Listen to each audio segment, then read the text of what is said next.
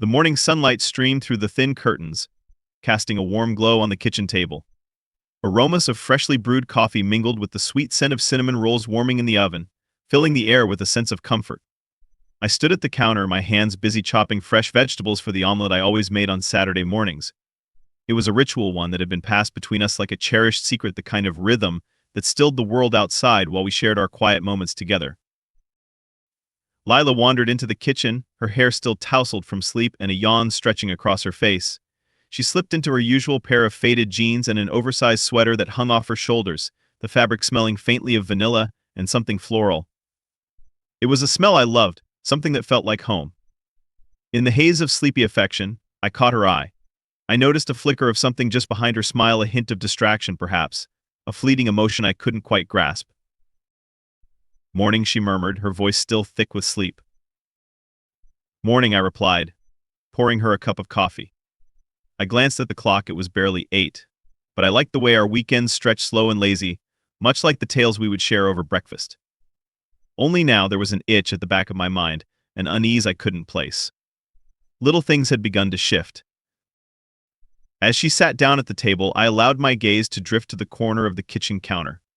Tucked between a stack of bills and a couple of cookbooks, there lay a small white envelope. I had seen it there often over the past few weeks, but had never thought to ask her about it. But today I couldn't shake the impulse to investigate. "Hey Lila," I said, folding my arms. "What's in that envelope?" Her eyes widened slightly, a quick flash of panic darting across her face before she smoothed it away with a forced laugh. "Oh, it's nothing. Just some junk mail." A junk mail envelope? I raised an eyebrow, unconvinced. She'd always been meticulous about throwing away that kind of mail, even if it was just an ad. "Seriously, it's nothing important," she insisted, fiddling with her coffee cup as if it had suddenly become too hot to hold. I nodded, but unease lingered in the air like an uninvited guest. Doubts began to sprout like unwelcome weeds in my mind. I thought back to the last few weeks, to the late nights when a flicker of light from her phone illuminated the bedroom while I slipped further into sleep, to her evasive answers when I'd asked her about spending time with friends, and how, despite the warmth of our mornings, there was a growing distance that felt foreign and unsettling. I tried to push it all aside, focus on the taste of the coffee, but a nagging feeling clung to my every thought. I remembered the day I had found the receipts tucked deep in her purse while looking for my wallet. They were for expensive dinners at places I couldn't afford to take her to, not with my salary. Dinner date with friends, she had called it with a wave of her hand when I confronted her about them. But I saw how her cheeks had flushed, not like they did when she was embarrassed, but rather with guilt. I shook my head, trying to clear the fog that had settled there. "So what are the plans for today?" I asked, pretending everything was normal, that no cracks had begun to form in the solid foundation we had built. She hesitated, her brow furrowing. "I thought I would run some errands, and maybe grab lunch with a couple of friends." As she spoke, the soft sound of her voice made me feel heavy with the weight of something unnamed. I turned back to the stove, pretending that the omelet was more important than the tightening in my chest. It was a simple meal, yet that morning it felt like a facade over a raging storm. When I finally plated our food, each movement felt deliberate and slow, as if stretching the moment required more control than I felt capable of mustering. We both dug in, the awkward quiet surrounding us like a shroud. I glanced once more at the envelope on the counter, and then back at Lila, who was intently focused on her plate. A rush of frustration surged through me.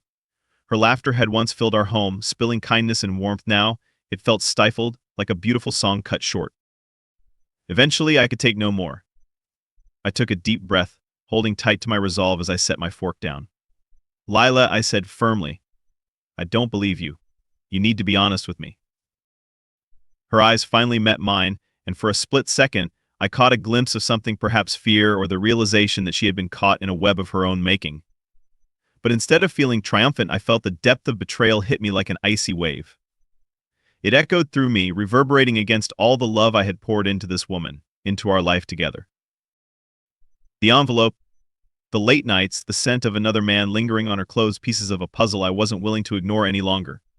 I set my jaw, and the decision crystallized in my mind, sharp and unyielding. I would uncover the truth, and then the scales would balance. No longer would I be the one left in the dark while she spent my money and my trust on someone else. and the regret would be hers, not mine. Lila, I said again, my voice steady but rising with urgency. I know something's going on. I know you're hiding it from me, and I want you to come clean.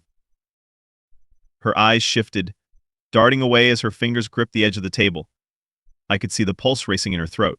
You're being paranoid. Am I? I shot back, my heart pounding in my chest. I found the receipts, a romantic dinner with another man, and now you're lying to me about where you're going. You think I just don't care?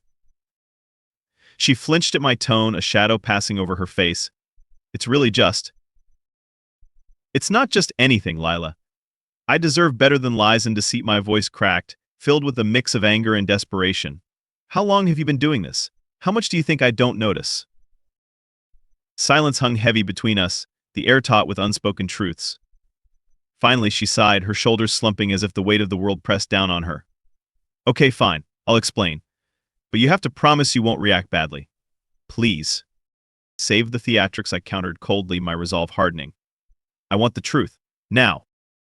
All right, I've been seeing someone, she admitted with a shaky breath, her gaze falling to the table, and I felt the ground shift beneath me.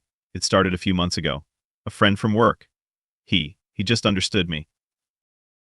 Just understood you, I pressed. Each word tasted bitter, as if I were swallowing glass. What did that give you that I didn't? Everything. You've been busy, I have felt alone. And he finally showed me attention, her voice grew frantic, rising in pitch. You're always working and we drifted apart. I didn't mean to hurt you. Didn't mean to hurt me, I repeated, practically choking on the words. Then why spend my money on him? On dinners and gifts? How do you justify using my hard-earned money to line someone else's pocket? I thought you wouldn't notice. I was too caught up, she stammered. Regret flashed over her face, a reflection of my own spiraling emotions. I just wanted to feel loved again. And you thought cheating was the way to do that? I felt the anger rise, fiery and relentless. You've crossed a line, and I want you to understand the impact. This isn't just a fling, this is betrayal. The weight of the scene hung heavily in the air, a suffocating fog of emotions. I could see her break. I know I've messed up, she breathed out, tears welling in her eyes as the realization of her actions hit her. But I love you. We can work through this. Let me fix it. My heart softened for a moment, but it was fleeting. No, I couldn't afford to weaken. You had your chance to fix this, you chose someone else instead. Without saying a word, I turned away from her, my mind racing as I staggered to the nearest room, slamming the door behind me. I leaned against it, my mind a battleground. The weight of betrayal felt unbearable, but clarity emerged, sharp and unyielding. I fished out my phone and opened the text messages, revealing the exchanges I had been gathering, conversations between Lila and her lover, snippets of affection that dripped with intimacy. I highlighted the most incriminating messages, ensuring I had everything I needed. The anger burned through me while I composed an email to my bank. Effective immediately, freeze all joint accounts. Separate finances, I typed. Each keystroke felt powerful, liberating as I took control of what was slipping between my fingers. The click of the send button reverberated, a signal of my resolve. I felt a surge of satisfaction swelling within me, knowing that if she wanted to take something from me, trust, funding, love, it wouldn't come without consequence. As I turned back, ready to confront her again, I caught my breath. Part of me still wanted to turn back, to navigate this storm of emotions and claw back whatever had been shattered. But the fury coursing through my veins pushed me forward instead, and I made my way downstairs. Lila sat at the table, her head buried in her hands, the weight of her regrets hanging heavily in the air. I leaned against the threshold, arms crossed, my heartbeat steadying. You need to understand the consequences of your actions. You've taken everything I gave you, the trust, the love, and now I'm taking control of what's left. You don't get to walk away clean. Slowly, she looked up, and the haze of confusion turned to desperation. What does that mean?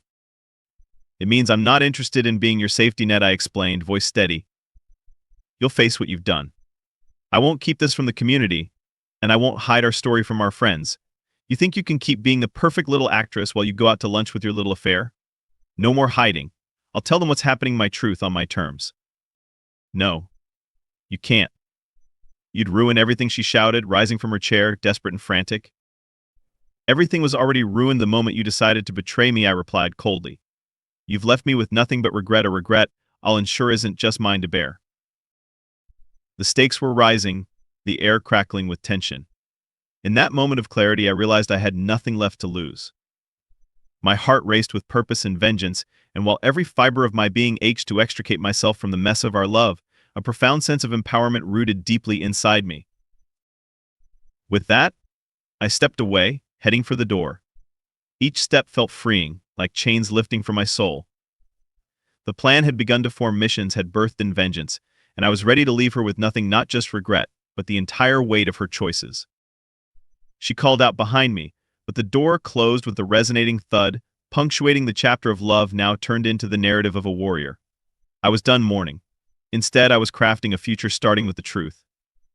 With the door clicking shut behind me, I felt like I'd crossed a threshold into the unknown, a place I needed to go if I was to disentangle myself from the chaos that had been our marriage. Each step I took propelled me forward, tethering me to my newfound resolve.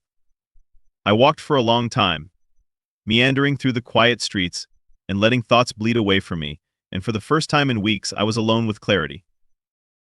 Moments turned into hours as I made my way to a small cafe. It was a place I used to visit with Lila, tucked away in a hidden corner of the city, its walls lined with photographs of storms and oceans.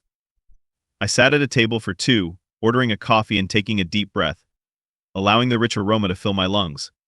I let the atmosphere envelop me, a cocoon of peace after the storm I'd just fled. No fury pounded in my chest, just the echo of my decision. I took out my phone and began to text a few close friends about my decision, to tell them everything, a decision that had slowly fled to the surface while I'd processed the tumult of the night. I felt oddly liberated. I had no idea how they would react, but their opinions didn't matter now. I needed support. I could no longer navigate the repercussions of betrayal alone. Sipping my coffee, I noticed a text flight across the screen, a message from my lawyer confirming our meeting next week to finalize the divorce terms. The thought of everything being settled, the drama drawing to a close, sparked something inside of me. I had once poured so much into this relationship, but now I was ready to put it all behind me and step into the light of independence. When I returned home, I could almost feel the finality in the air. I collected the remnants of our life together, photographs framed and memories imprinted, reminders of happier times tainted by the trust she had shattered. I stared at each picture, summoning the moments we had shared, until I felt a tightness in my chest begin to unravel. I recalled Lila's laughter, the warmth of her touch, and then I stiffened, the reality crashing back down. These were memories of a woman who no longer existed in my world. The woman who once loved me had made a choice, and now she must face the consequences. The next few days became a whirlwind. I reached out to my network and explained the circumstances, displaying the evidence I had collected. Friends reacted with shock when they learned of Lila's shallow duplicity, including my best mate, who offered to help me orchestrate how we would approach the conversation with our close circle. They had no idea I had documented everything: the dinner receipts, the incriminating messages, even a few photographs, and now it would all be laid bare. Lila would not only face her affair at home but in social circles she once dominated. The day I revealed everything, I stood in front of friends, strong, steady, and resolved. It was at a gathering, one she had always deemed essential. I had ensured that Lila was in attendance, with friends as a buffer around us, unaware of the force that was about to be unleashed. When the moment finally came, I spoke without faltering, laying out the truth, unfurling the narrative of our crumbling relationship like a shield. What you think you know isn't the whole story, I started, taking a deep breath, meeting their gazes in determination. Lila and I were married, and while I struggled to provide for us both, she chose to betray my trust and our vows. A resounding silence fell over the room. Shock materialized on their faces as she shifted uncomfortably beside me, her earlier confidence collapsing under the weight of backlash. Friends murmured, and the air thickened with tension as I continued to break through Lila's facade. I've spent years building a life we were supposed to share, and all the while she used my hard work for something I didn't even know. I was losing an affair that has now left her with nothing but regret. I concluded, my voice steady even as Lila began to tear up, her composure unraveled around her. Questions arose, a flurry of curiosity and disbelief, but my clarity remained unshaken. The truth hung in the air, a palpable contradiction to the glamorous life she had depicted so perfectly before. I watched as her facade crumbled, the weight of humiliation dropping in waves as the truth ricocheted amongst our friends. I had turned the focus back upon her, a public disgrace, a stark contrast to the whispers of admiration she had once received. In the following weeks, sparks ignited in Lila's social life. Word spread, her prospect of a lavish lifestyle evaporating before her. Invitations dried up, and those who once tiptoed around her lies began to distance themselves. I heard second-hand accounts of the fallout. Her status as a respected member of the social circle transformed into something sordid. She had clung tightly to her life of luxury, but the betrayal stripped her bare. It was harsh, but it was justice. And yet, what amazed me more was how I felt throughout it all. As the whispers of our past faded and my phone buzzed with supportive messages from my friends, I felt a lightness lifting me. Moving forward, I focused on my own journey. I filled my calendar with opportunities, classes I had shelved, hobbies I had neglected, plus dates with people who intrigued me. I even began talking to a woman I'd met during that charity event, someone genuine and warm. Instead of draining me like Lila had, she seemed ready to build a foundation of mutual support and trust centered on kindness. Gradually, each day I woke feeling renewed, something I hadn't experienced only a few months before. I lost the longing for a shared past and embraced the promise of a bright future, where I could focus on the things that mattered, like self-love and rebuilding relationships strong enough to withstand lies. Lila would always be a part of my story, the betrayal a bitter reminder of her past mistake, but I was reclaiming my narrative, walking forward with purpose. I refused to drown in the depths of her regret. Instead, I'd emerged from the mess, ready for life and all the possibilities it held.